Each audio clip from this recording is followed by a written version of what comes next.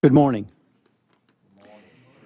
I'd like to call the May 12th, 2026 meeting of the South Carolina Board of Registration for Professional Engineers and Surveyors to order. My name is Gene Dinkins. Public notice of this meeting was properly posted at the South Carolina State Board of Registration for Professional Engineers and Surveyors Office, Synergy Business Park, King Street Building, and on the board website, and provided to all requesting persons, organizations, and news media in compliance with Section 30-4-80 of the South Carolina Freedom of Information Act. Members of the public who wish to attend may do so by live streaming. It is the policy of this state and the purpose of this board to encourage the development of professional engineers and surveyors in this state and to promote the accountability for engineering and surveying practice in a global economy. The state recognizes the need for more qualified engineers and surveyors to support the local and global economy, and to that end encourages efforts to increase access to accredited education, examinations, and the experience necessary and appropriate to protect the health, safety, and welfare of South Carolina citizens and to support licensure as the basis of accountability. At this time, I'd like to welcome all the board members, staff members, and others in attendance. Board members we have today are Peter Strube, Angela Musselwhite, Kent Stair, Tim Rickborn, Jimmy Chow, Matt Kelly, and Henry Dingle. Staff, would you like to introduce yourself, please? Eli Grote, Advice Counsel for the Board. Lenora Miles, Board Executive. Chris Elliott, Office of Disciplinary Counsel. Waddy Wharton, Lead Investigator, OIE. Thank you for attending today. I'd like to review and have an approval of the agenda. If you've had a chance to take it, look at it, let me know, and we'll like a motion to accept it, please. Motion to accept. Second. All in favor indicate with an aye. Aye. Opposed? Okay, our agenda is approved. We have no excused absences today, so we'll go to our last meeting minutes. Has everybody had a chance to look at the meeting minutes? And if so, I'd like to hear a motion to approve those or amend them as necessary.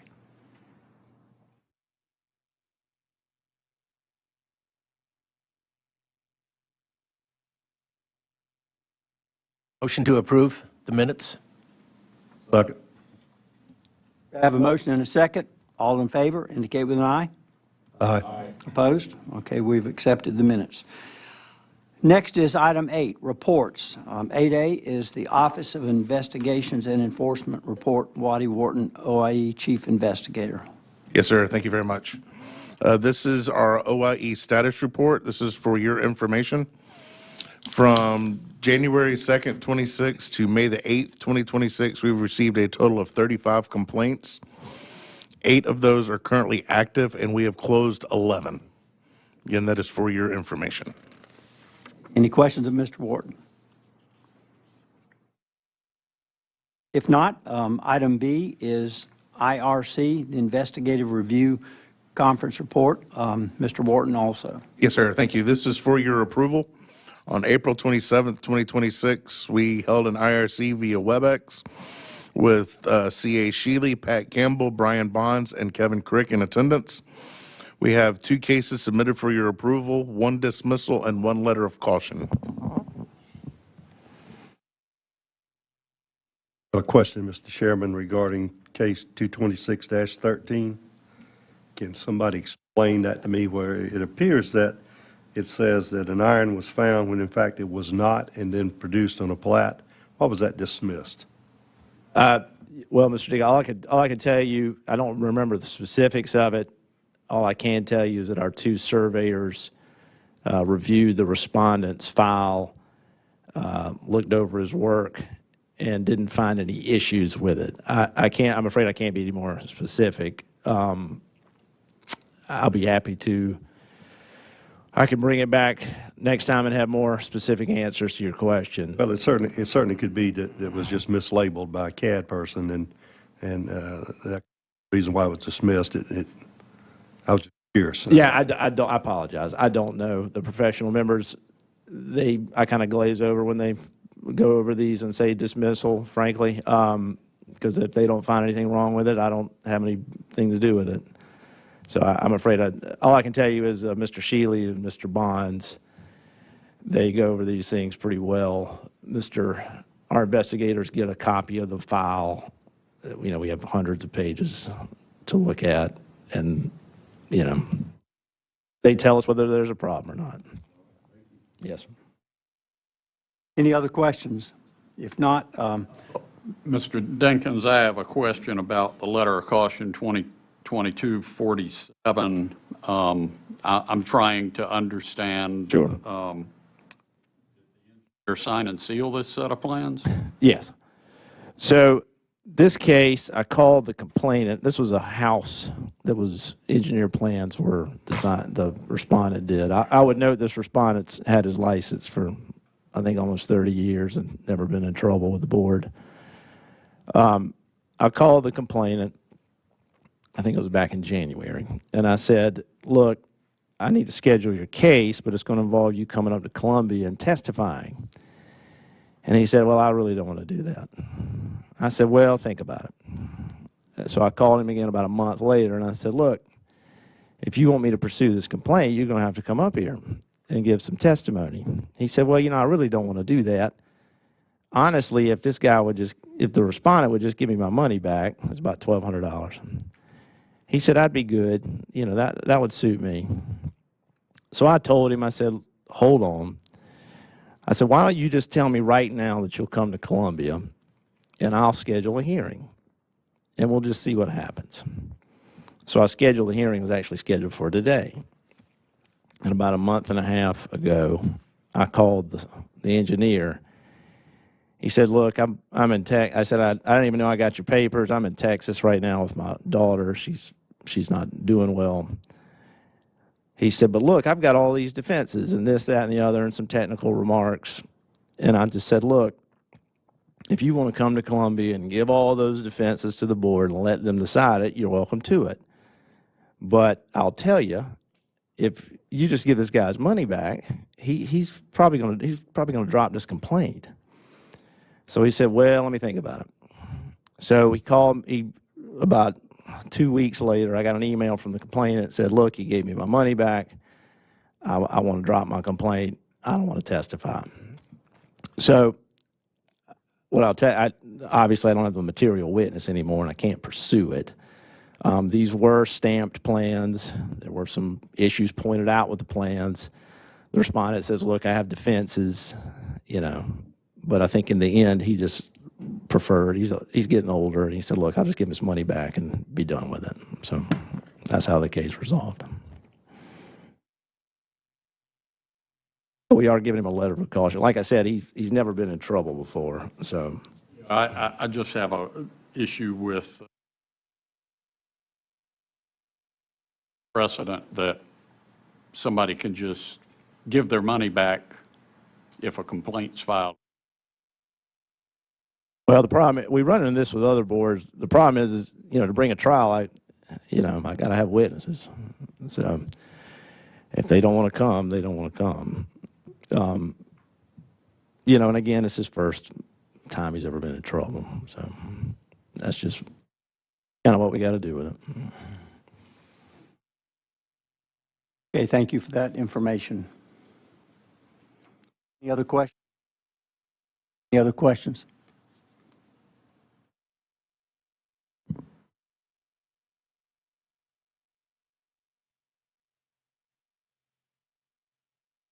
Is there a motion to accept the OD?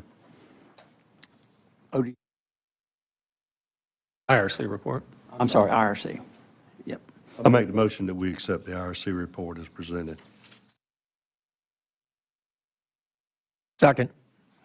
Motion and a second. All in favor indicate with an aye. Aye. Opposed? Nay. One nay, but the ayes have it. Two nays, but the ayes have it. Okay, next is 8C, the Office of Disciplinary council report by Mr. Elliott. Certainly. Office of Disciplinary Counsel report is in your materials. It shows 36 open cases. That's now 35. So we're still doing pretty well, surprisingly. I'm always surprised when we print this. We've closed 11 since I've been here last. We've had a rash of application cases here in the past couple months. I have one hearing already scheduled for July. There, I'm going to inquire about another one if the witness is available to schedule it as well. As far as the older cases, we just got rid of one, 2022, and I will be working on the others. And this is for your information only. Thank you. Any questions, Mr. Elliott, on the ODC report?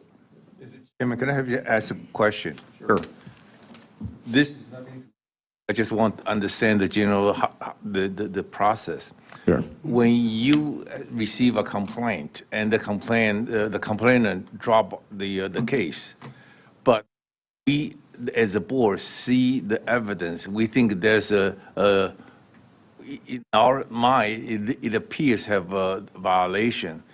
Can the board just open up the investigation on ourselves, or do we have to rely on the witness or the complainant? Well, it depends on the case. Sometimes you don't. Sometimes we don't need the complainant to testify. Sometimes we do. You know, running this in criminal world, sometimes we're, you know, CDV cases where the girlfriend or the wife doesn't want to testify against her husband, you know, that sort of thing, and reluctantly they have to let them go. Some cases I'm able to prove without the complainant. Kind of depends on. But the one we dismissed, you know, the material witness, member of the public. Usually, a lot of y'all's cases are filed by Lenora, frankly, and she's a willing witness. So she'll come, you know. So the ones that are filed by the public, and this is not, y'all are not alone. We have other boards where members of the public will file the complaint, and then subsequently they'll work it out with the licensee. This happens in the builder boards a good bit, where they'll file a complaint. The builder will say, "Well, here, what can I do to make you happy?" They'll, you know, refund the money or, you know, come fix the, you know, the faucet, whatever, and the complaint will get dropped. So that's not unusual. It's just that it's rare here, and that Lenora, I mean, she's probably 75% of your complaints, frankly. And she's right here. Yes, in this case with the building code, the plan.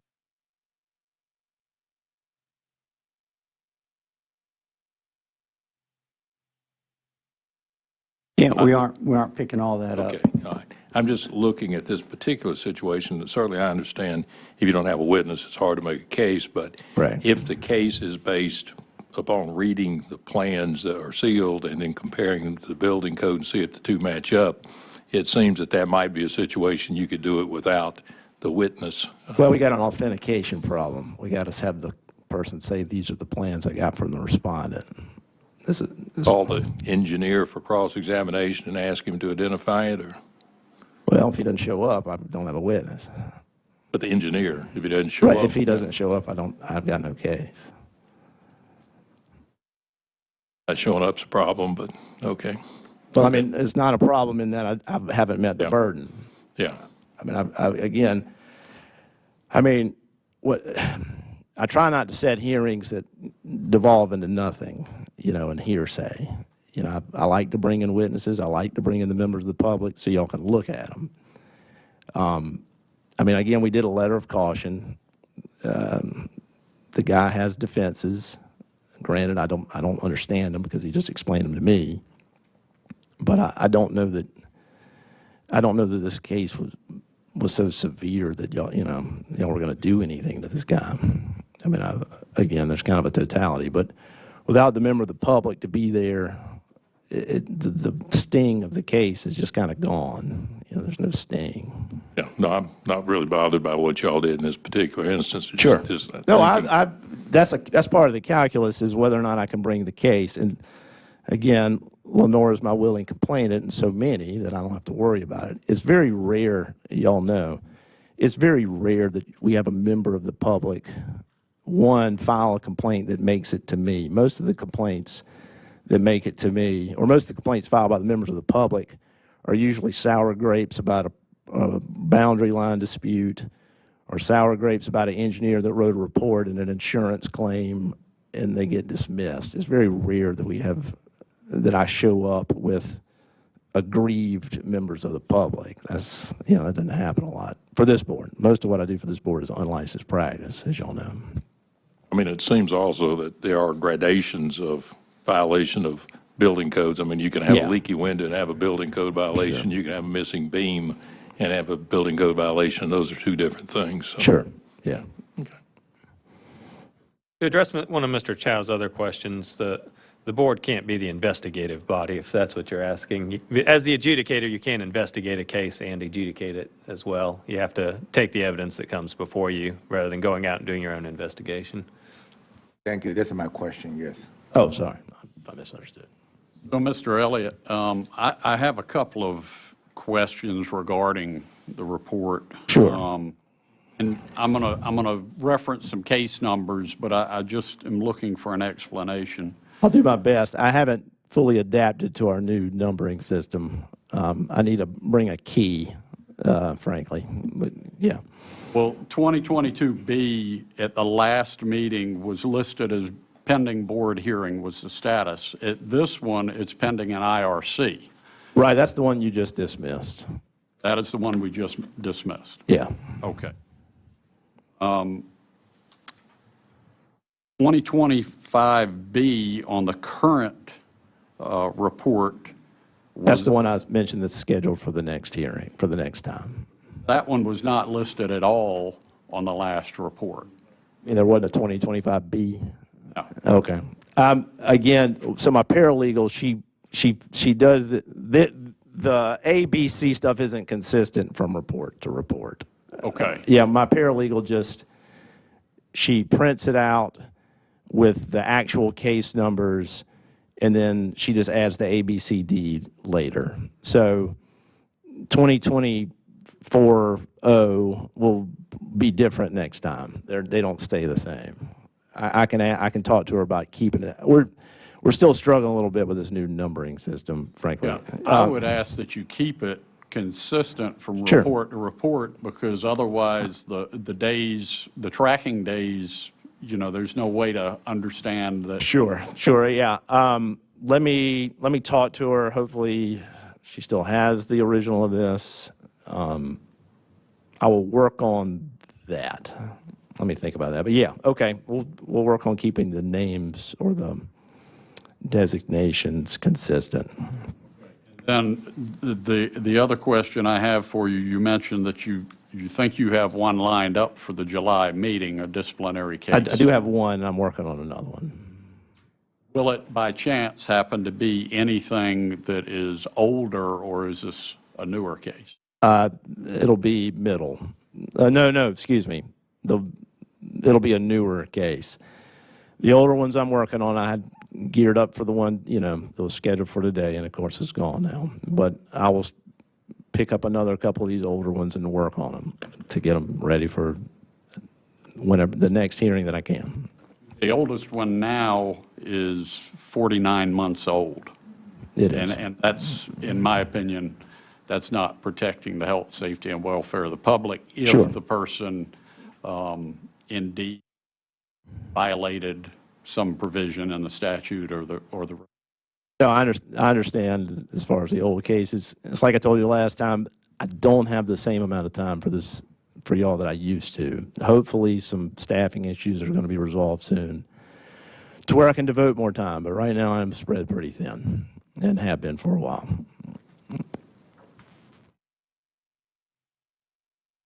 Any other questions? Thank you for the ODC report, Mr. Elliott. Next is 8D, Administrative and Financial Reports. Lenora? Your licensing statistic report has been provided in your meeting materials, and it contains a breakdown of licensees in state and out of state that are active with an expiration date of June 30th, 2028, and those still active in renewal. As of April 28th, there were 5,670 engineers, 241 surveyors, and 28 dual licensees current through 2028. As a reminder, our individual license renewals opened on March the 2nd. There are 3,999 firms, 1,382 branch offices active through March 31st of 2027. The NCEES CBT summary for the April through June testing window for scheduled and delivered exams showed a total of 319 fundamentals of engineering, 9 fundamentals of surveying, 114 PE, 7 PS, and 2 SE exams. There were 27 candidates for the May state-specific surveying exam. 16 passed and 11 failed. We have received 3,128 early PE exam applications, and 2,093 have passed the exam. We've also received 51 early PS applications, with 33 passing. Your materials also contain information regarding the total number of in-state and out-of-state early PE and PS exam candidates by year. The March cash balance was $4,622,025.90, and the Education and Research Fund was $735,759.21. Thank you. Thank you, Lenora. Any questions of Lenora?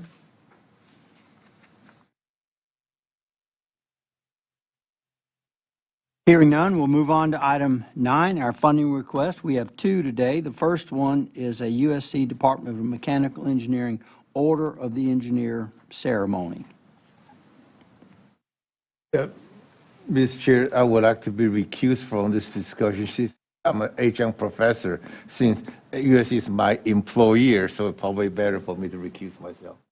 Okay, that will be so noted.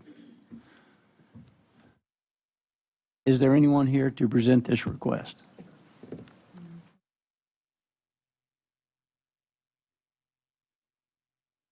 Well, we do have the materials in our packet here. If you've had a chance to review it, I'd entertain a motion on that.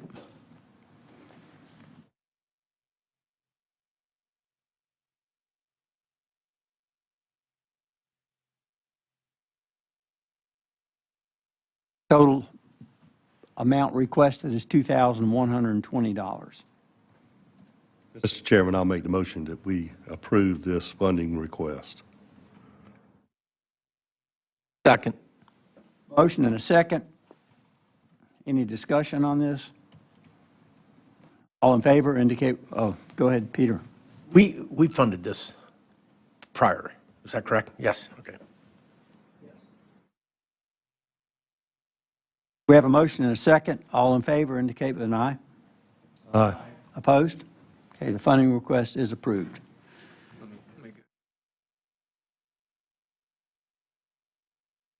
Next item is item 9B, a funding request for the 2026 South Carolina Engineering Conference and Trade Show. I see Allison King here. So, Allison, you have the floor. My request is a little bit more than the last one. This year, we are requesting the $55,000 again for this year's registration. For this year's conference. Right now, we have 178 people registered already. We have 26 sponsors and exhibitors. I love y'all, but our big push will be in the next 3 weeks. So I do expect it to be about 250 people. But I gave you a spreadsheet if you want to take a look at it, if you have any questions. Our big costs are always AV. AV goes up so much all the time, and food. I mean, we all know food prices go up. We're told in my line of business to expect an 11% increase every year. So I based the food on last year, and AV, we do offer one class. It's usually track 1. We'll pick out which one we think is the most universally appealing to everyone, and we do offer that online. So we have some people with Santee Cooper that do it remotely. With that one program, we don't show it live anymore. That costs even more. So we edit the videos and send them out the next week. But I'll be happy to answer any questions that y'all may have. Allison, about how many people view it online? So I'm I I'm checked just just a wondering minute if it's, if the expenditure is worth what we're getting Going out up of more. it. Right now, Santee Cooper has 55 people registered. Of that 55, 32 are online, are going to watch it later. Much, I don't have the spreadsheet. How much do we pay for that, for the 32 people? Between that, and y'all have been to our classrooms, so we have 5 classrooms and then the big one. So with all of our setup for every classroom and the online, it comes up to $27,000. And Encore, which is the, I don't know if y'all do this kind of stuff, Encore is the on-site AV company, so can't really shop it. So for the Santee Cooper people, what do they get charged to view it online? Do they, We have a arrangement set up with Santee Cooper, so if they have over 500 people, it drops down to $300 for them to attend. Excuse me, over 50 people, over 50 people, we drop it to $300 for them to view. And we offer it to other people too, but we usually only get like 3 or 4, non-Santee Cooper people to view.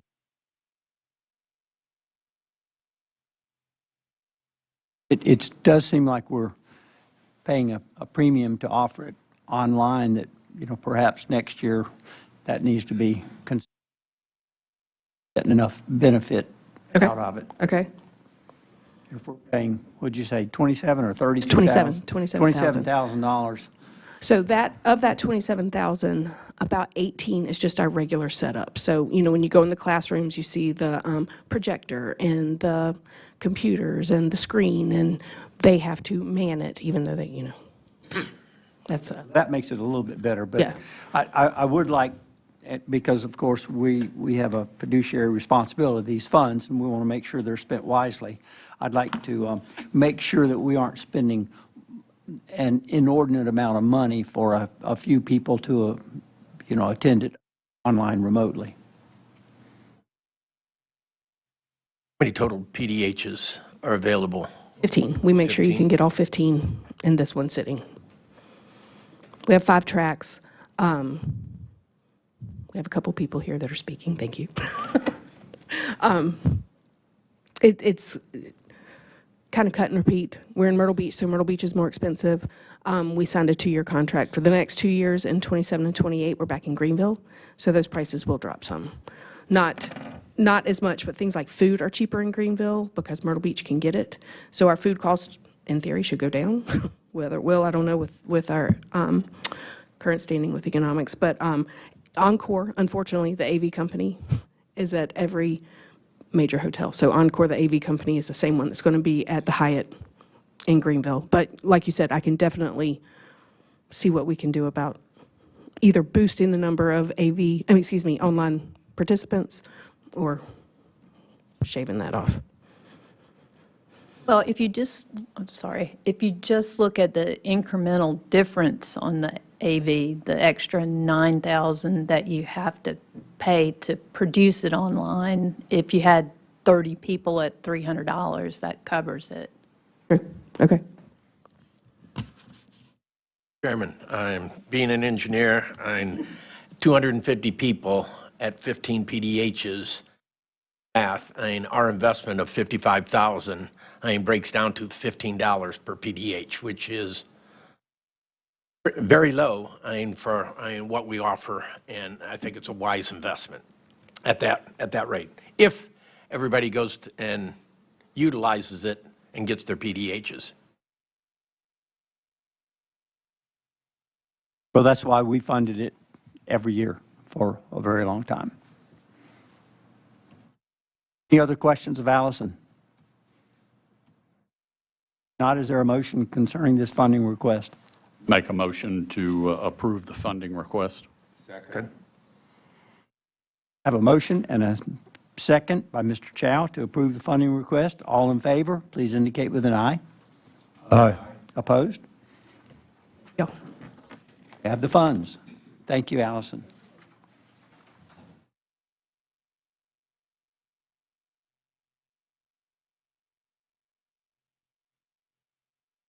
Next is item 10, a review of action items from our March 10th board meeting.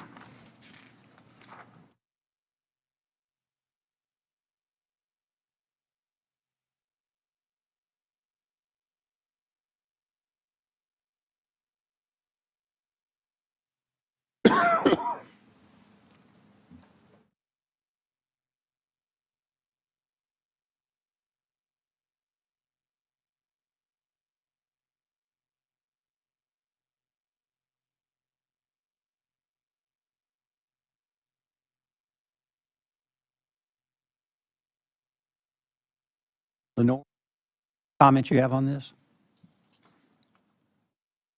Or Eli? I don't have any comments myself. I believe Ms. Price is here to speak about the surveyor education evaluations. I didn't know if that was the only item on this one or not. Have anything else, Lenore, or is that just this one? Okay, so my notes from last time we discussed this, are from November 18th. So we've gone back, we've had a couple of meetings and tried to work on this. I will tell you, I am rarely stumped on how to do something from an administrative standpoint. So the funding aside and everything like that, we're running into a real issue with where would this fit. So to recap, what we're trying to figure out is there a way for a current student to submit their course of study for surveying to determine is it acceptable for the experience requirement, or sorry, for the education requirement. Where we're really running into issues with this is trying to figure out where would it fit. And when I say where would it fit, the biggest problem we have is, so say, I'm halfway through school and I want to send you my classes because I want to know, hey, am I on the right track? Do we have them apply as a surveyor in training? Do we have them apply as a surveyor?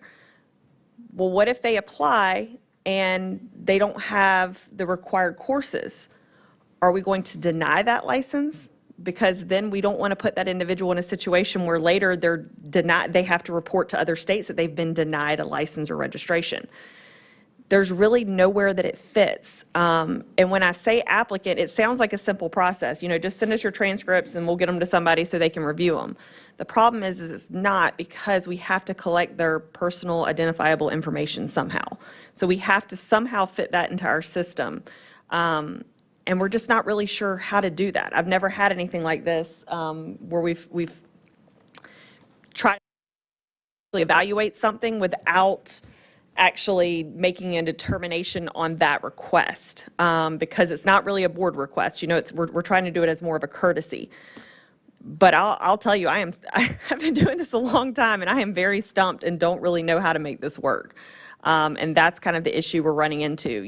It's definitely, from a financial standpoint, it's going to be $200 extra per applicant, so we're then at $400 plus per applicant. That's one concern that we've had and discussed, but I think the bigger concern is, at this point, I don't know how to do it. I don't know how to collect that information from that individual and essentially consider them an applicant without making some kind of determination on their application. Welcome any suggestions or ideas. Eli, did I cover it all? I think so, and I think part of the question arises too is if somebody submits something and they're not through with the program, how many times can they come back and, they may or may not ultimately complete that program, and how many times could they ask for this service, if you will, from a cost perspective too. Programs change sometimes, people have the same degree, but they take different courses for the same degree, or they say they're going to take certain courses and then they don't end up taking those. And so there are some, I guess, things that would be in flux as well too. And there could be the potential for someone to come back 3, 4, 5 times on one of these. So that's the financial side of it too. So that's the two pieces of it, is at what point, the example I gave too is, my degree was 20 years ago. Probably if you go through and look at those courses, half of those courses have been renamed or have something else. So how long is that actually good for? So the parameter understanding of that as far as the money side's one thing, but I think it's just the bigger issue is we don't know what to do with these applications, and we don't want to essentially hurt that individual more than helping them. Little clarification. Are we talking about, and Gene, I'll address this to you, I think. Are we talking about having an applicant or a student say, look, I need 6 more hours, and before I sign up for this class, will you somebody tell me that this will be accepted? Is that what we're talking about? Yes. Okay, so it's not really looking at their prior It's looking at what they're considering taking. Well, that's kind of shifted a little bit too. So that's what we were trying to get clarification from last time I came in November, which was, is it someone just starting out? Is it someone like you said who's just got, hey, are these 2 courses acceptable? The issue is you're still paying that $200 evaluation to look at those 2 courses. And then you're still going to have to pay it again once they complete those 2 courses and submit an actual application. Lenore, do we have anyone who has made these requests for us to look at education? Have you received any contact emails or anything like that? Very rarely. Once we refer them to the education guidelines, that normally provides them the assistance that they need. So This at arisen the- from anything that y'all are aware of? Sorry. I know a year or so ago, we did have a request from a licensed, and she needed to know what coursework she could take, and we assisted her in doing that, and it was very helpful. Because, of course, the applicant doesn't want to go and enroll and spend time and money in a curriculum and then, hey, no, that wasn't the right thing, if $200 would have told them, take this instead. And it's really not the money to them. It's that 6 months that they've wasted where they can already be licensed. Well, at the risk of showing my ignorance on the surveying side of things, is there not some sort of accreditation at the program level or something that going in, if I complete this program, I meet these requirements? Or are the requirements clear enough that one can figure that out? Yes, to both. There are certain pre-approved coursework conglomerations that we will go along with, but an applicant can have 12 semester hours, kind of pick and choose as long as those 12 hours are satisfactory. So you can go to certain places and it's good, but otherwise it's not. And so you can get some here and some there and some somewhere else.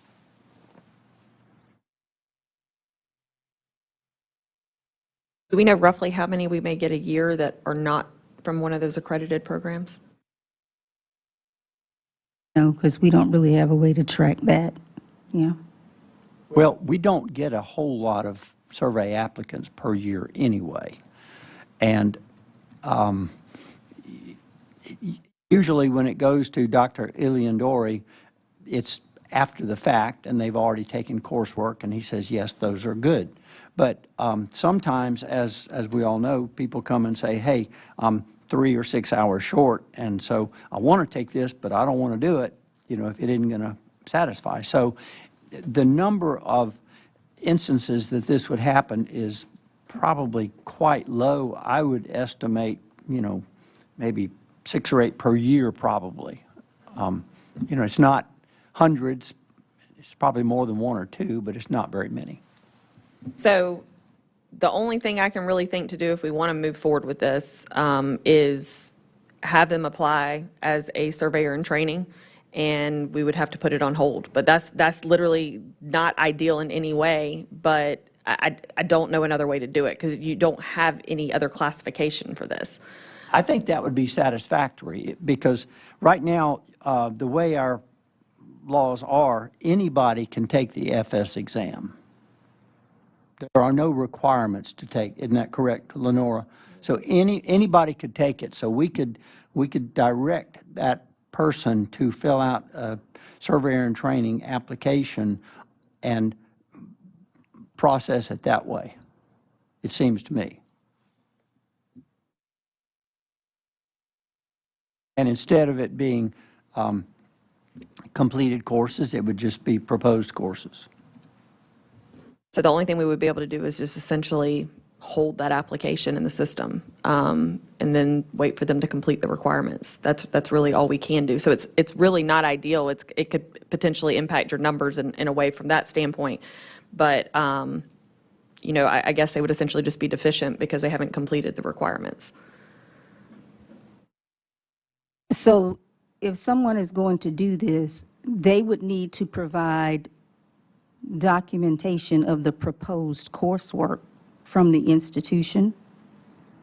And Are we going back to just the 12 hours of surveying or the 4-year degree as well? Because initially it was the 4-year degree also. So we're going to need clarification for that too in order to proceed. I think this would just be for the 12 hours, because that's the 4-year degree requirement is handled in a different way.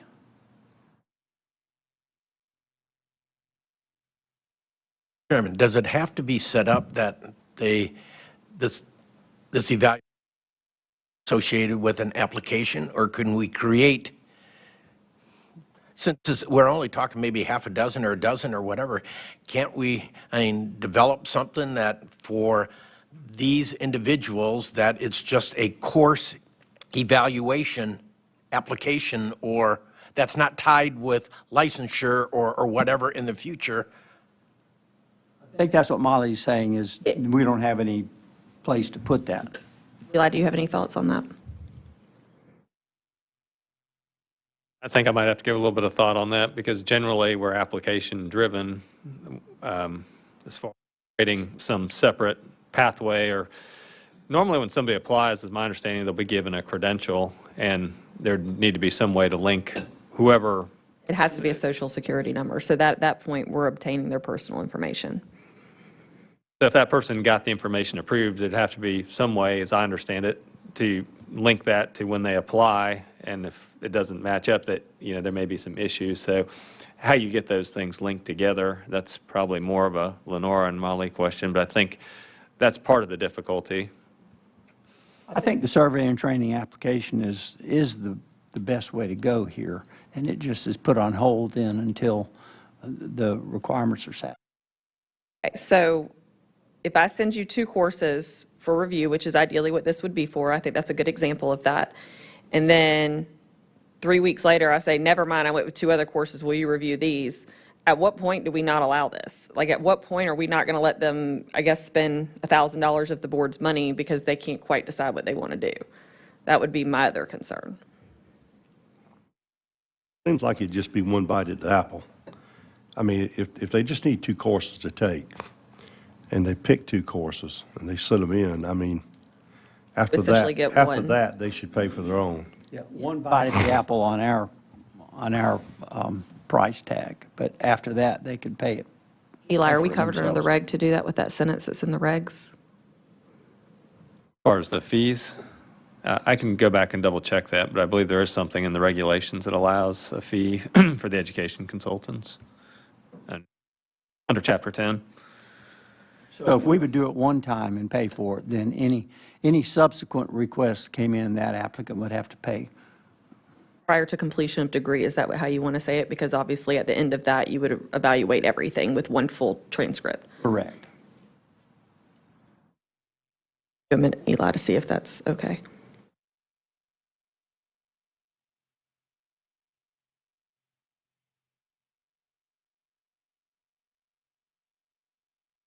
If we do it as a surveyor and training application, I guess one question, and it may be a staff question that comes up too, is how long you keep that application, I guess, on hold or active before they would have to reapply as well. Normally, I think applications are generally considered good for 1 year. Yeah, there's aspects of that. I guess it would just depend what all we need and how they would answer some of the questions. So if it's been more than like 180 days, we would typically just request them to submit a new one. There's no fee associated, so it's not really hurting them with any of that. So the language says education evaluation fees may be assessed by independent evaluators when required for licensure. So if the parameter y'all set is you get one essentially while you're degree seeking and then one afterwards, but anything other than that would be at a cost of $200 to the applicant? I am fine with that.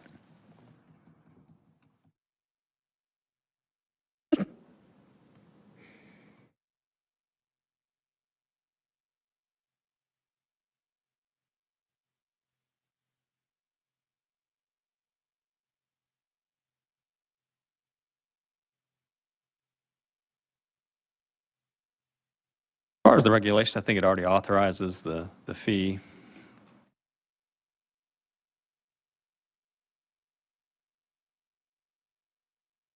So what I would recommend is, if y'all are comfortable with that, we can get a motion. What we will then do is we will update the website to give this parameter so that if someone goes on there and is wondering what they need to do for that, it'll clearly tell them, what's required. So, but it would be as we said, if somebody wanted to make a motion, they would get one courtesy review while they're seeking their degree for that 12 hours. And then they would get one after completion of degree, but anything other than that would be at a cost of $200 to the applicant. One courtesy review of proposed coursework. What if they've already completed some and they want to make sure that's sufficient? That would be okay also. So just one while they're seeking their degree, essentially. Review of courses. I would just, as far as the fee, I would reference it in general as the evaluator fee to the extent that the contracts could potentially change with the independent evaluators over time. I agree with that. So the applicant would pay the additional education evaluation fees.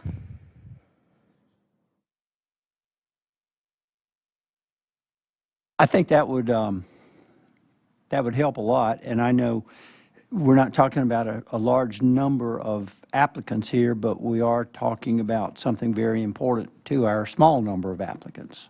So I do think, although this is a sticky little problem, that it is important for us to address. I think we have kind of a framework. Sounds like we need a motion to address this.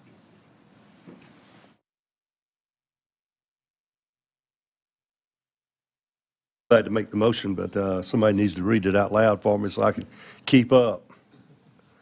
All right, I'll give you the Because it sounded general. like the last time you said it was 2 bites of the apple. Okay, so while they are seeking their degree, they would get one courtesy evaluation of completed courses or courses that they would like to take. Then they will also get the standard education evaluation after completion of the degree. Any additional review of courses would be the applicant would have to pay the evaluation fees for any additional review of courses. I'll make that motion. So bad on my part, too. I don't think it would have to be entirely while they're seeking their degree, because somebody could have a 4-year degree and still not know what 12 semester hours that they had to take. Wouldn't they just apply then at that point? That would still be their one big review. Right, but rather than it being, had to still be seeking your 4-year degree. I think it would be instead while you're seeking your, to fulfill your education requirements.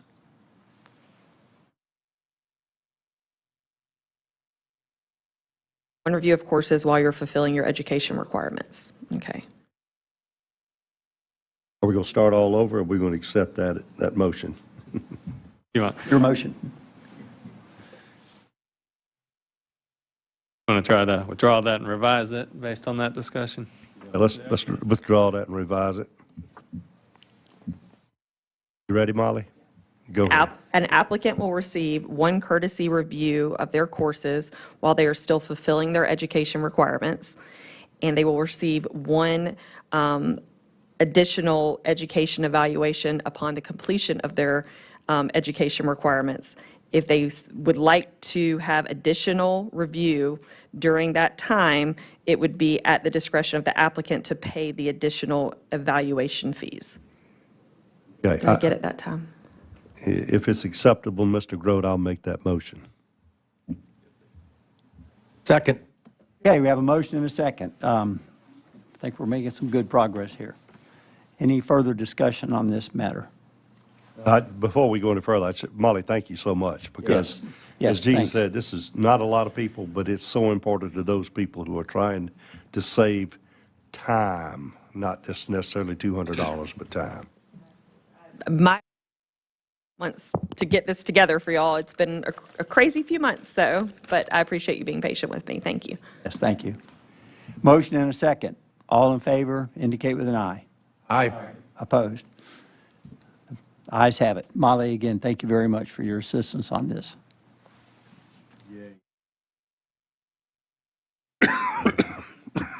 Okay, other items on our action items, construction experience. Jimmy, anything on that? Yes, I submit the topic to the Southern Zone Engineering Forum for discussion, but unfortunately, I was not there. Is anybody attending the engineering forum can see what was the outcome of the discussion? Pretty much, I just posed the question to ask other board, how do they handle that? Did anybody attend the engineering forum can give us? Jimmy, it kind of varied what different boards said, except from what I recall. The biggest thing was if it's just strictly project management or being a superintendent on a construction project, that was typically not acceptable. They do have to show some sort of design abilities. I don't know if there was a whole lot of clarification there or not. They pretty much will go back to square one. That was our struggling to begin with, because our statute says they had to have a meaningful design experience to be a lot of time for the people in the construction industry. Jimmy, we're not picking up, not getting your comments. As a typically, we do not see those design experience or non-mentioning progressive in our construction application. So I guess we're going to continue to struggle with this then.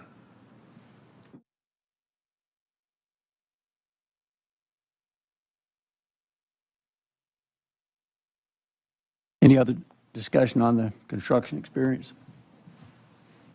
I know from my perspective, and I serve on the Iowa State University Advisory Board for the civil, environmental, and construction engineering, and they have a separate program now, and I think a lot of universities that, rather than just general civil, you can get a construction engineering degree, which may be more slanted on the construction side, so it might be something that at some point in time we're going to have to take a look at this and see the way that our regs are, that it says that you have to have 4 years of qualifying experience in designing and progressive in design, but what happens to all of those individuals that have a construction engineering degree, ABET, and how do they get licensed?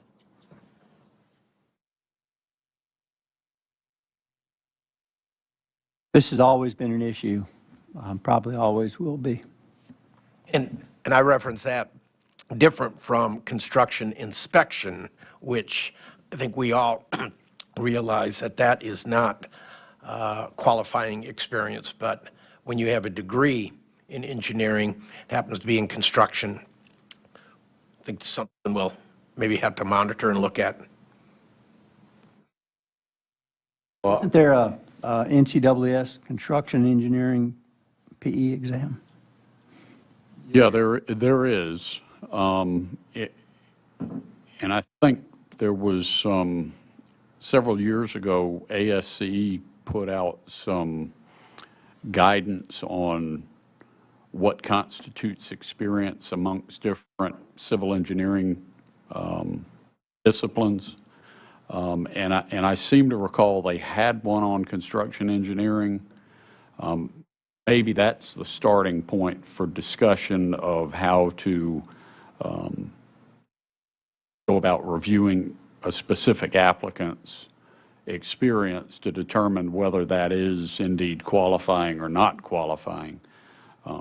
We've had numerous people come through with application hearings over the past 15 years or so that the design of a deer fence along a road is not necessarily qualifying as design experience.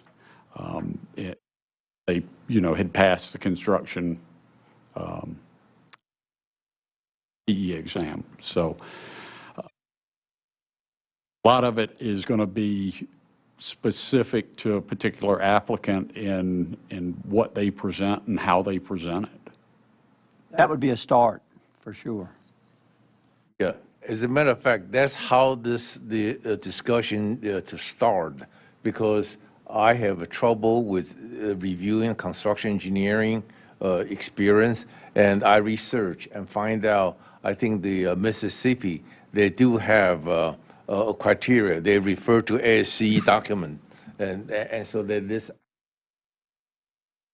but I don't know, it is that universal or not. But clearly, based on the discussion in the Southern Zone, it is not universal. So people, every board still their own thing.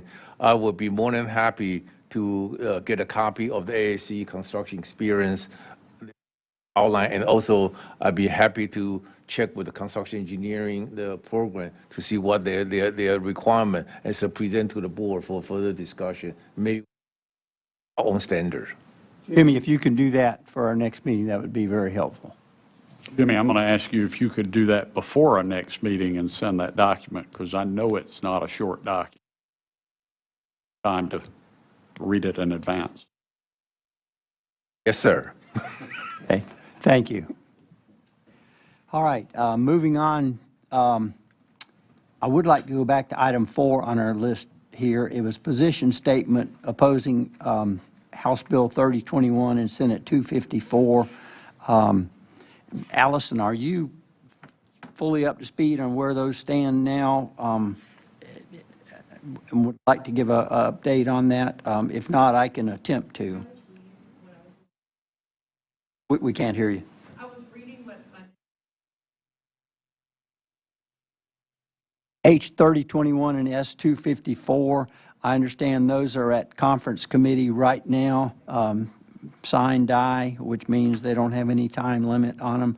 Are you familiar enough with those and would be willing to give us an update on them? So I talked to that about You'll need to come up here.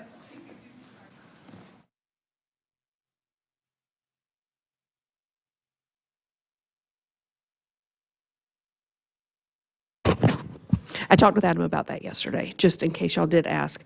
Of course, Adam is definitely the one that would know all the ins and outs of it. But the one that you're referencing is the one that we had you guys testify with the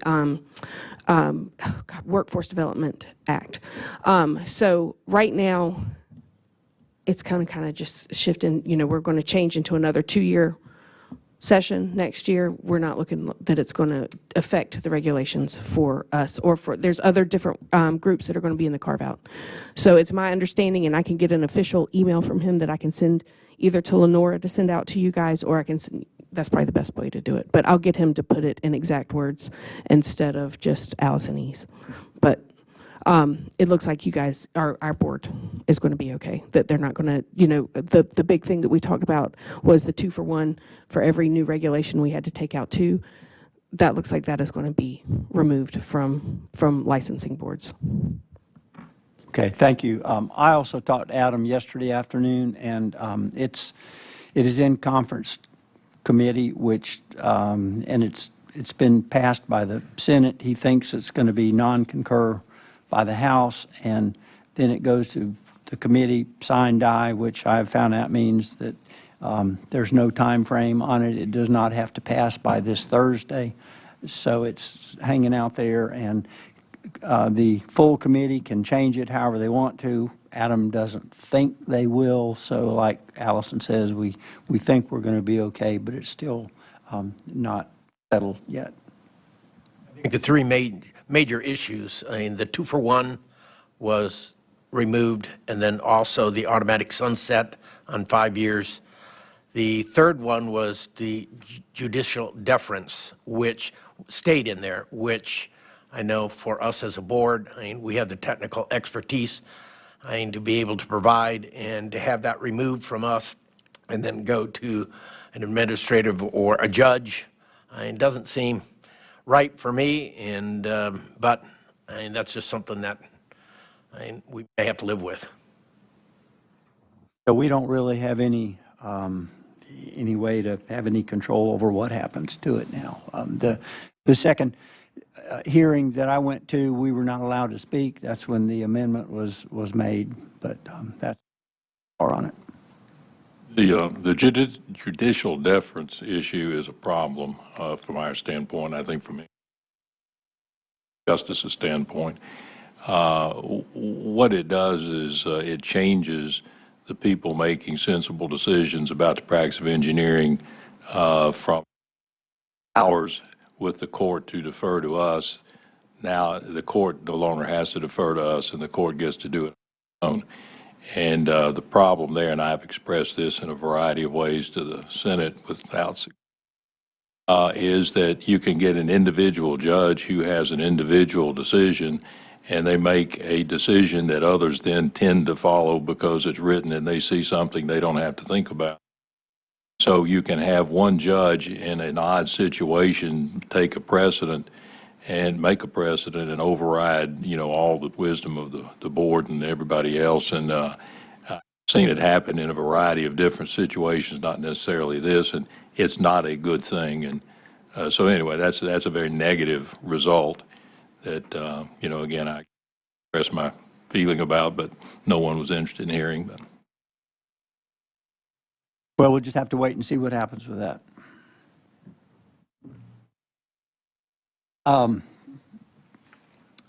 Guidelines for successor engineer surveyor. I think, Kent, you were going to take a look at something on that. I was hoping that Molly would comment for me and make a motion for me, if you would, please. On which part? Just kidding. Don't make me do that. My report is not nearly as well done as yours. I did look at it. We had a somewhat of a spirited discussion last time, at the end of which I'm not sure anyone had any great vision as to where the thing ought to go other than where it was. And I looked at it, and again, it says a rule which I had a copy of last time for everyone to see. This time, my phone, and I can't even see it. But it really is a three breakdown thing. One is where you have somebody who apparently for legitimate reason cannot finish the work, and the question is what.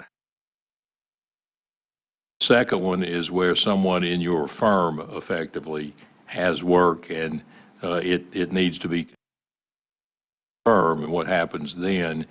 And the third one is just where somebody subsequently is doing something with a design that is pre-existing, and what are the modifications and who's responsible for it.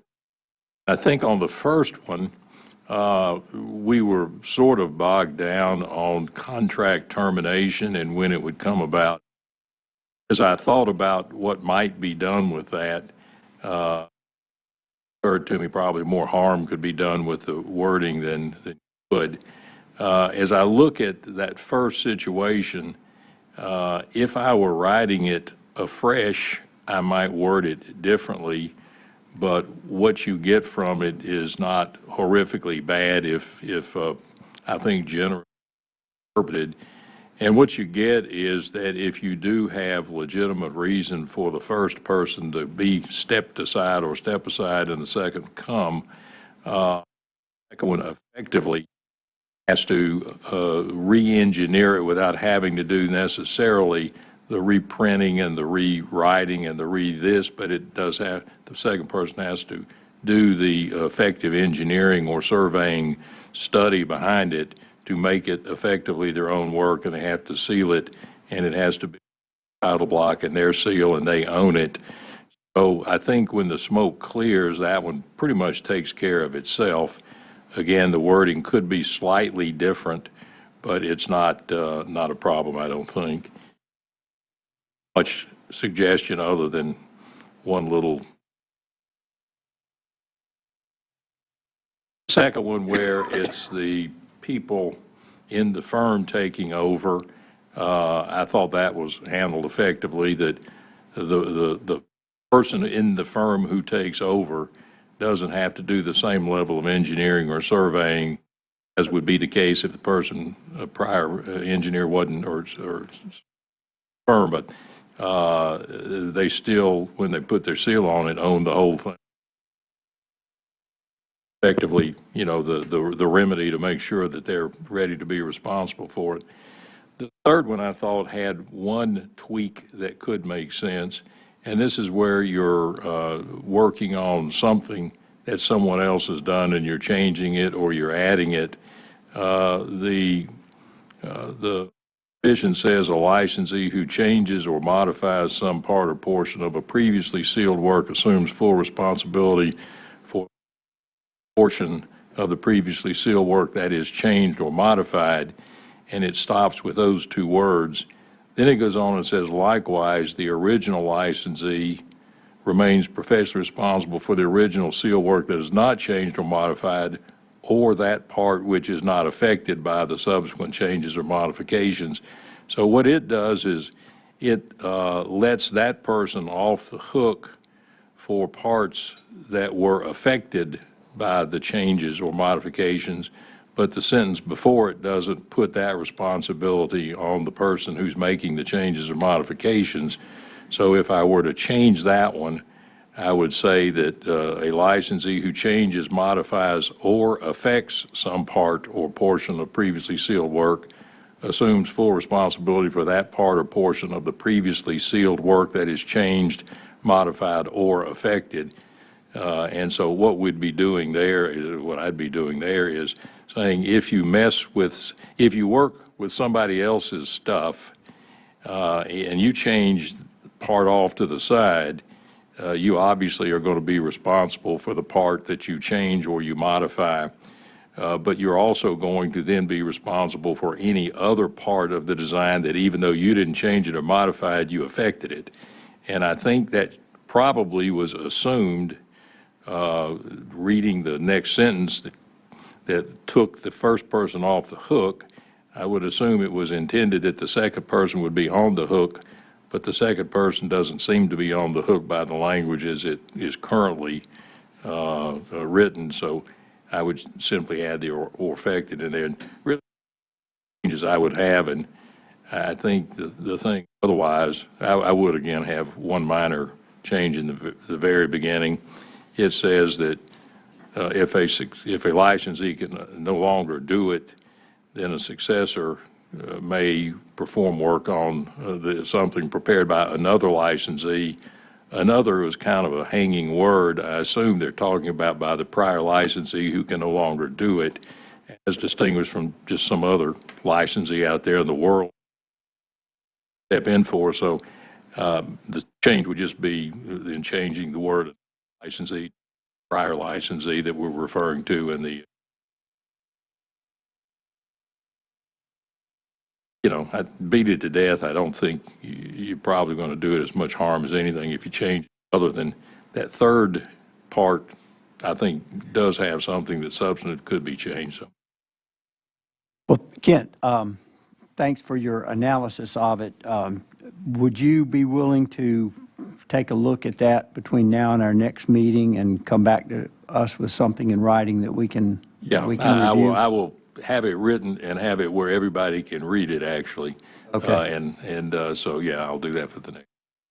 And keep in mind, this is just a policy. It's really something so that it was first adopted for, I'll say, circumstances that could not be controlled. It was when something came along, somebody died or somebody was incapacitated or something, in order to provide some relief to both the engineer, the firm, and the public, so that, for example, the public wouldn't have to pay for someone to redo plans entirely if they were 90% finished.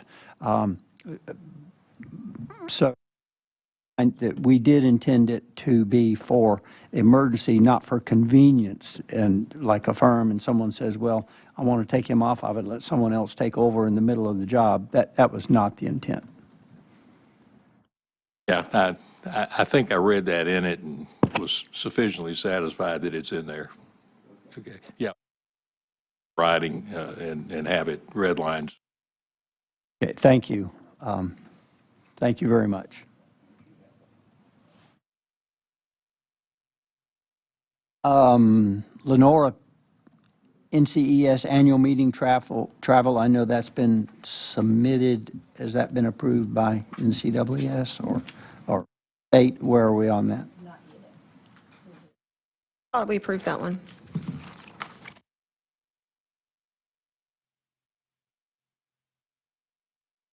Still pending?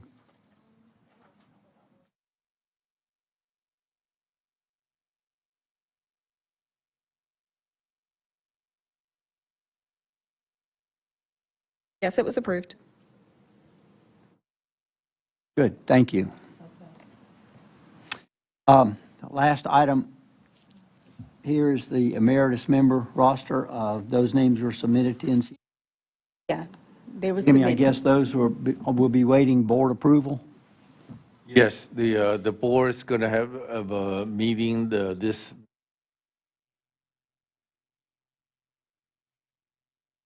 Thank you. Chairman, I do have the potential motion. That was a discussion. Current NCES, the guideline is they funded 3 delegates from the board and funded the MBA. There's no substitution allowed, but there's a motion to substitute. If MBA cannot make it, the substitution with the designee to attend. This is a potential motion, just want to share. That would be wonderful. Is that up for a vote here at the next board meeting? Not the board meeting, the annual meeting. At the annual meeting, okay. That would be wonderful. Hopefully Lenora can go to all of them, but in case she can't, that, somebody else can take her place.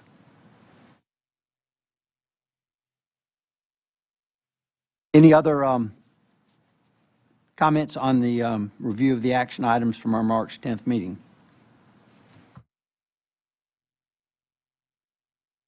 Hearing none, we'll move on to item 11. 11A is the SCS PLS request for letter of support. And Allison, I'll call on you again for that.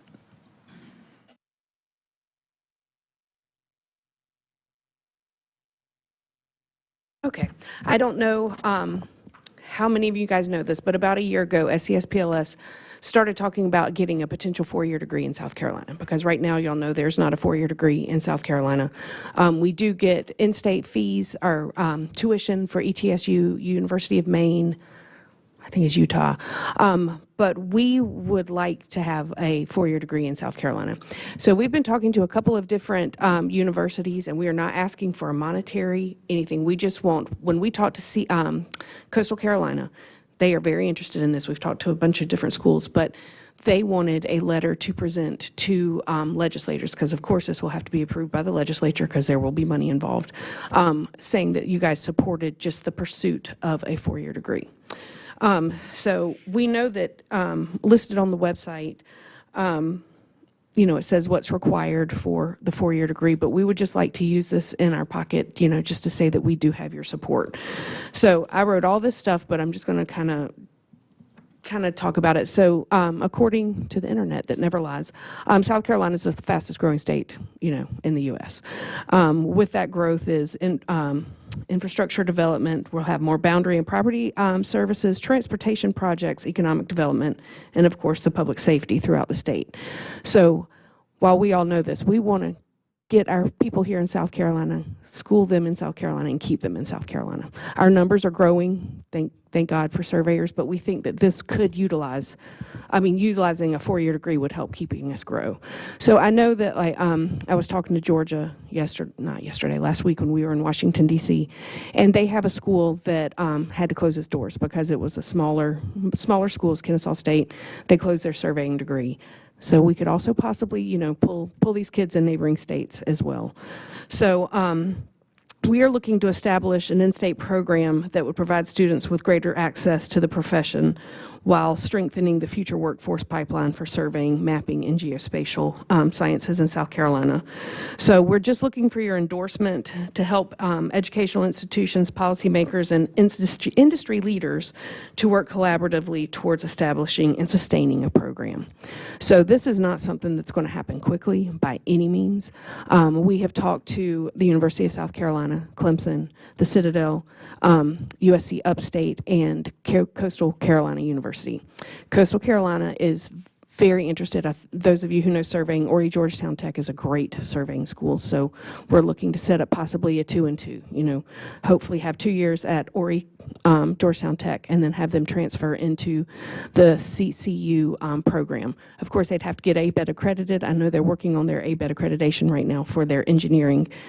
We know that's at least, I think it's a minimum of 36 months. So again, this is not something that we see is going to happen in the next year, probably not even 5 years, but we do want to get this rolling. So what we're asking for is just a letter of support that we can send. Specifically, Coastal Carolina asked this because, like I said, they've already got some legislators involved in talking about starting this program. So I'm here to answer any questions you might have. Like I said, I know there's something on the website but we just want to be able to present it, an official letter, not say, hey, go look at this link. So that's what we're asking for. If you have any questions, I'd love to answer them if I can. If I can't, I can get back to you. But it's just something, we want to keep this momentum of increasing surveyors in South Carolina. So we thought that this might be a good way to start it. So. Thank you. Any questions of Allison? I think that's very commendable to South. However, by just you heard that you mentioned Georgia, they have a pool. I just came back from the Western Zone, NCES, their zone meeting. They also kind of share sort of a mixed message. Some of the surveying program are also struggling. Of course, some of them, they also share some exciting news. They did something, creative, so they'll boost up the attendance. But generally speaking, throughout the years, they've seen the declining in the. What make you us think that what we can do different to get people or attract the people? So as y'all know, our testing numbers are going up. I probably get, no joke, 20 calls a week saying, hey, my brother's uncle's dad said, surveying is becoming a very lucrative thing for people to do. How do I do it? So we were talking about that earlier, people looking how to get the classes. I get those calls all day, every day. I try to keep them from Lenora, but I do know that I send them, y'all have a good stuff on your website, and I send them to Midlands Tech, honestly, for the list of classes that they need. But with this increased interest, we're hoping to propel that forward. I think that we'll have to link it, obviously, with some civil engineering. We've talked internally. I'm not supposed to, maybe even a minor to start off with, but our goal is to get a four-year degree. And it seems to be growing right now, where South Carolina is growing. That's why we're hoping to utilize that. But it's worth a try, trying to get our numbers up. Allison, Gene and I both attended the surveying portion meeting. CWS just recently at the Southern Zone, and every state in the Southern Zone reported large increase in numbers with the exception of Virginia. They were flat. So we're pretty excited about that. Even Texas reported that they had one guy there that's has his PhD that I've known for years through NSPS, that they had 104 people in their classes at a small community college. He used to be director of surveying at Texas A&M University Corpus Christi, who routinely graduated 100 students a year. So it's growing, and I commend y'all and NSPS for doing this. I'm sorry, SCSPLS for doing this. I think writing a letter in support would be a great thing. I can follow up on that too, just by the number of applications that I have gotten this year to review. Here's 3 of them right here. But now some of these are are out of state. Some of them, you know, I turn them down the first time and it's a resubmittal. But so far this year, I've reviewed over 40 applications for license.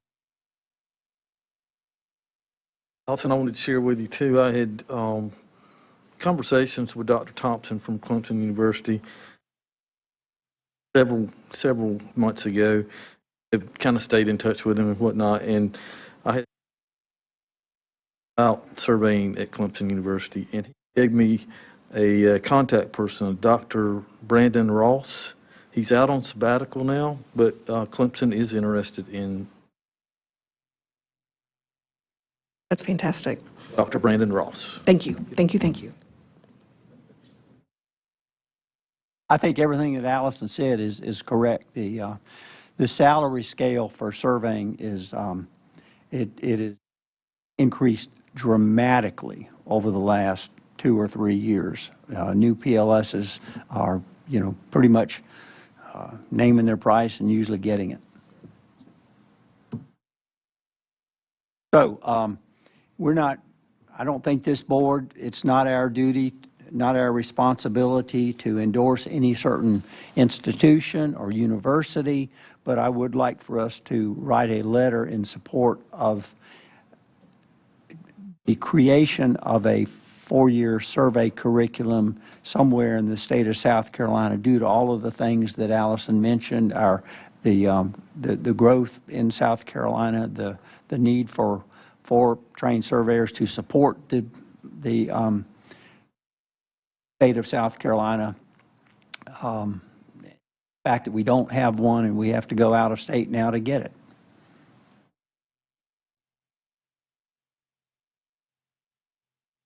In that case, I'd like to make a motion that we write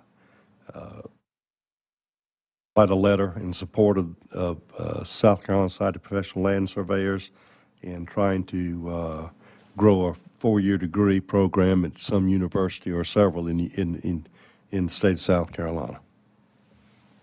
Second.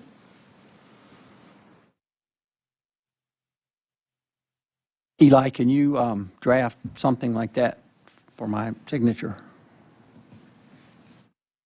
I can work on a draft of something. Thank you.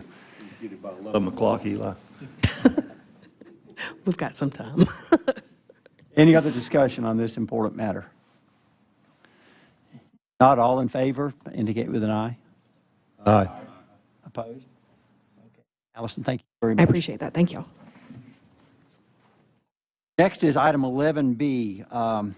I'd like to have a discussion about potential PDH credits for technical sessions at NCEES zone meetings. To give a little bit of background, at NCEES annual meetings, there are always technical sessions there in which attendees can sign in and get PDH credits for attending those particular sessions.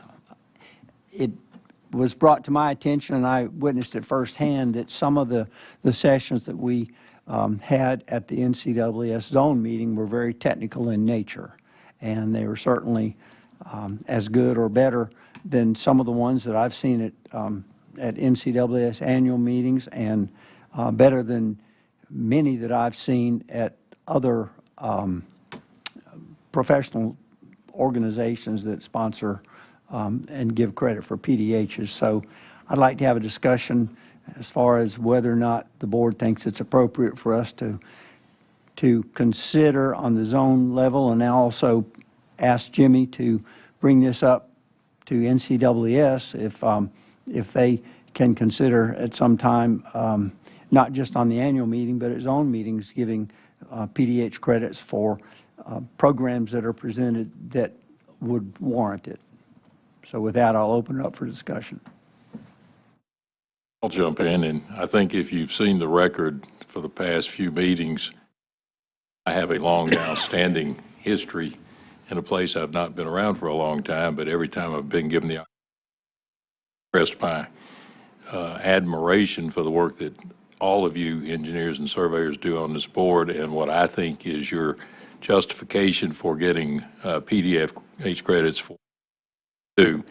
Thus far, that's not the case, but as you look at this particular meeting, I was there and I had the opportunity to see the place, and I can tell you, it is a very worthy educational experience that you guys go through, learning technical things, and there are sessions there that certainly should qualify under any consideration for PDH credit.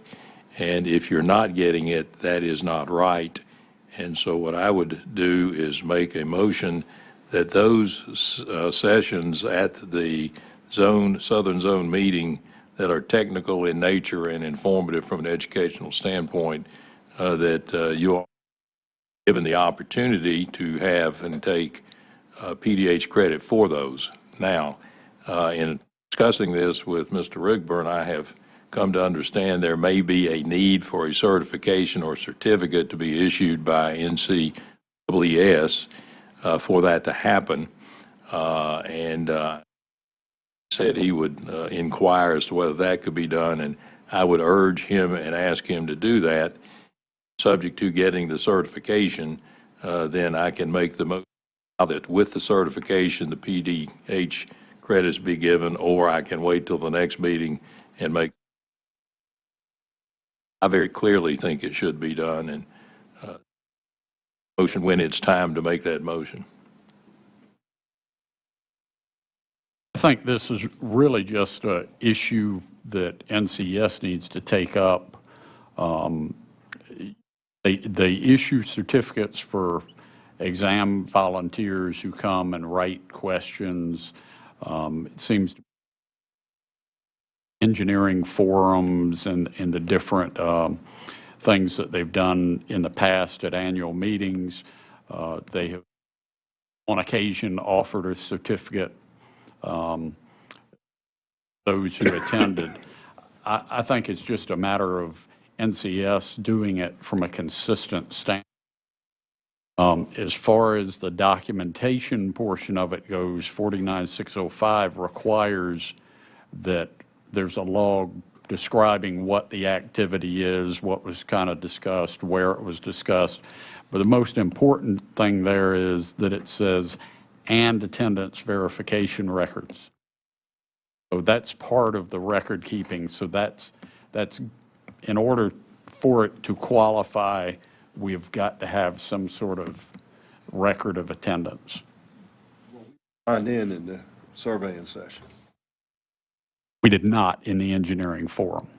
So that would be something that whoever is leading the particular forum discussions, whether it's engineering forum, surveying forum, or MBA or that sort of thing, whoever's leading those forums needs to make sure that people in that room are signing in if they indeed want to have some sort of credit for it. We also did not sign in to the luncheon presentation that had the technical session about the restoration of Old San Juan. Yeah, absolutely. To me, I think I'd like for Jimmy to bring it up to the NCAAS board that we think that technical sessions such as the luncheon meeting that we had and the engineering and surveying forums would be ones that would definitely qualify. I'm not proposing the general business sessions. I think those are more akin to our meetings like this, but I think at a minimum, engineer forums, survey forums, and technical presentations during, launch meetings should, by all means, qualify. On the issue of attendance, I'm looking at what Mr. Rigborn was reading. Attendance verification records in the form of completion certificates or other documents supporting evidence of attendance. And the lawyer in me tells me that certainly with your all's affirmation by document that you were in attendance, that would be a document supporting evidence of attendance. And so I would think that if you get a certification of the propriety of the session, If you all just submit a written statement that you were there and participated, I'm satisfied. And again, who cares what I think, but just reading this, it appears clearly that you can provide your own documents supporting attendance, and so I think that. Well, we were all generally sitting at the same table, too.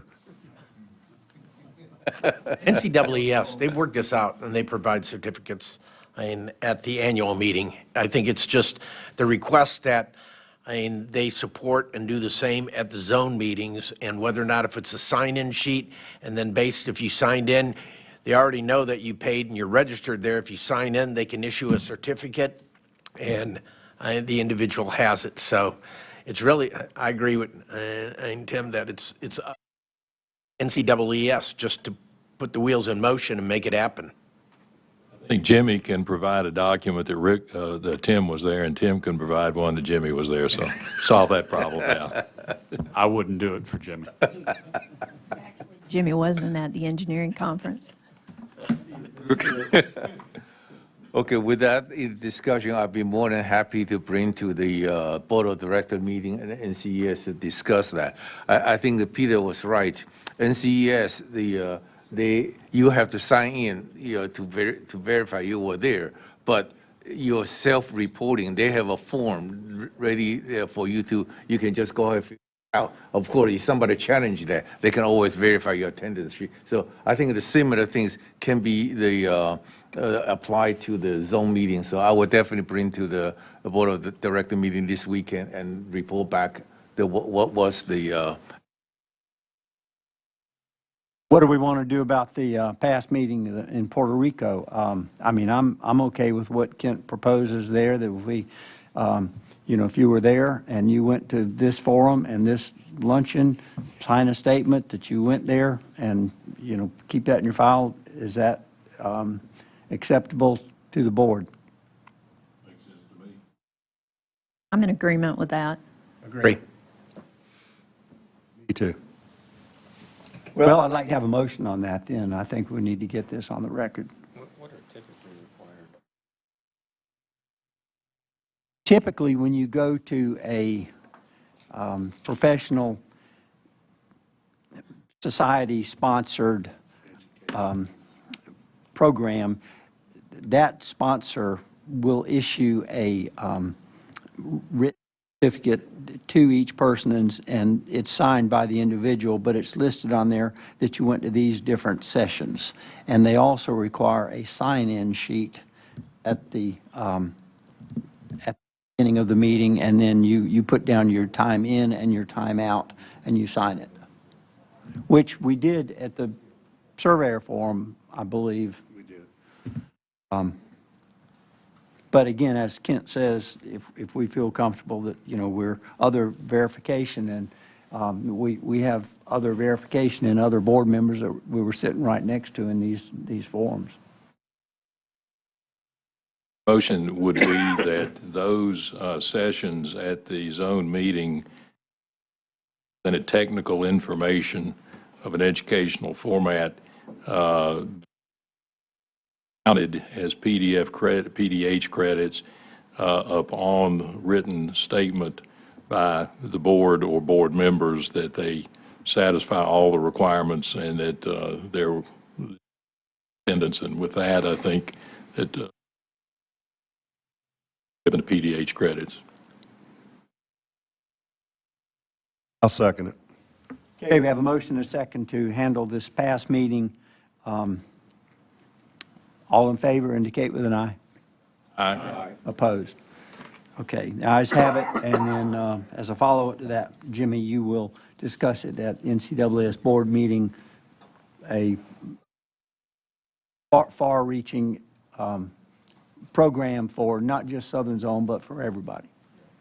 But Jimmy, your seminar on life lessons learned in losing your cell phone cannot count. That was very technical. Okay. New business. I would like to mention one other thing. We have our SCSPE educational conference coming up June 4th and 5th and 6th. 4th through 6th in Myrtle Beach. Angela is doing a great job in coming up with a PowerPoint presentation. I'd like to get a final count as to who all is going to be there so we can tailor the presentation accordingly. Peter, I think you said something came up, you cannot. Angela, you'll be there. Kent? Tim? I'll still be in Spain. Okay. You can't come back for the weekend? Sorry. Happy wife, happy life. Jimmy? I will not be there. Okay. Matt? Henry? I'm good, I'm going. Okay, so we have 4 of us then. Angela, Kent, Henry, and myself. So Angela, if you will continue with that, and we'll kind of divide it up as we did last time, but we're going to keep probably half of the session for Q&A.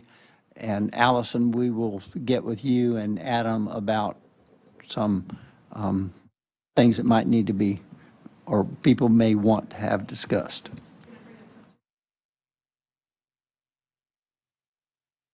And can you come up to the microphone, please? This isn't very official, but lunch is served at noon. So if you want to eat before you speak, you can. If not, just let my staff know and we'll pull you a lunch, for after you speak. I don't like to eat before I speak. So if you want to, just make sure you let us know and we'll pull something for you.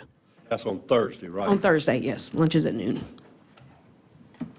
So, and we can talk about this after the meeting if that's more appropriate, so I don't take up everyone's time. But we talked about maybe cutting the PowerPoint part of it, limiting that kind of to the facts and figures, and then shifting to more of like a panel discussion with some prearranged questions and who's going to answer that. Is everybody still okay with that? And I threw together a draft. I can email that out to everyone, working on some of the numbers. Yes, and I think also a key part of that, of course, is going to be what ends up happening with the legislation that we're monitoring also. Any other comment on that? Hearing none. Public comments? Lloyd?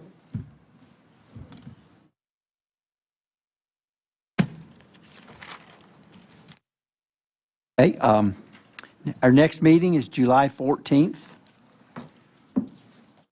Anything else we need to discuss? Not, meeting is adjourned. Gene, one quick second. I do have one question. I just wanted to make sure something did get taken care of. There was a hearing that I guess the order came back, it went to the ALC. Was that ever resolved completely? Did the board take a final vote on that wording that was sent back? We did. We had a meeting on that and took a, final wording on it. Eli and I worked together and sent that back to ALC a month or so ago.